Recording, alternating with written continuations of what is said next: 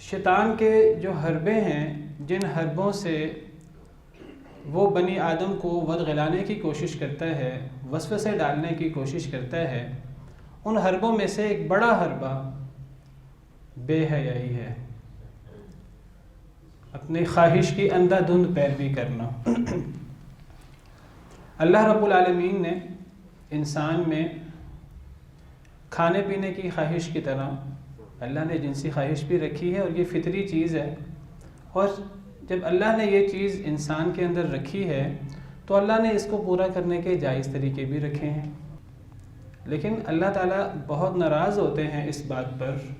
کہ اللہ نے ہمارے لیے جو طریقے جائز رکھے ہیں، اگر ہم ان طریقوں کو چھوڑ کر ناجائز طریقے اختیار کریں۔ ایک انسان حلال کمائی کر سکتا ہے، اللہ نے انسان کے لیے موت تک جتنا اس کا رزق ہے اللہ نے لکھ دیا ہے، اور اللہ نے انسان کو کہا ہے کہ وہ جائز طریقے سے اس رزق کو حاصل کرے، اسے یہ رزق مل کر رہے گا موت آنے سے پہلے۔ یہ ہو نہیں سکتا کہ موت آ جائے اور اسے رزق نہ ملے، لیکن وہ انسان حلال طریقے سے اسے حاصل کرنے کی بجائے اگر حرام طریقے سے حاصل کرنے کی کوشش کرے گا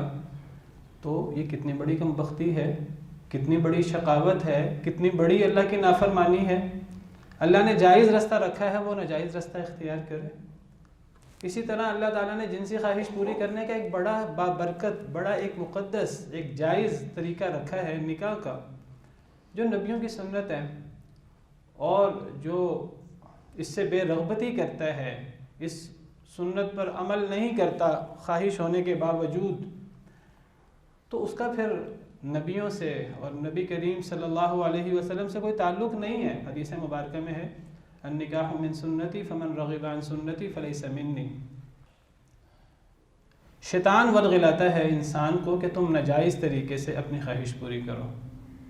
اپنی خواہش کی پیروی کرو، جائز طریقے سے ناجائز طریقے سے۔ اللہ نے جو وعیدیں اتاری ہیں اللہ کے نافرمانی پر، شیطان کہتا ہے وہ پتہ نہیں قیامت کے بعد ہیں، قیامت پتہ نہیں آنی ہے کہ نہیں آنی، پتہ نہیں آخرت کا دن آنا بھی ہے کہ نہیں آنا، اگر وہ آنا بھی ہے پتہ نہیں کتنے ہزاروں سالوں کے بعد آنا ہے، تو جو فوری فائدہ ہے، فوری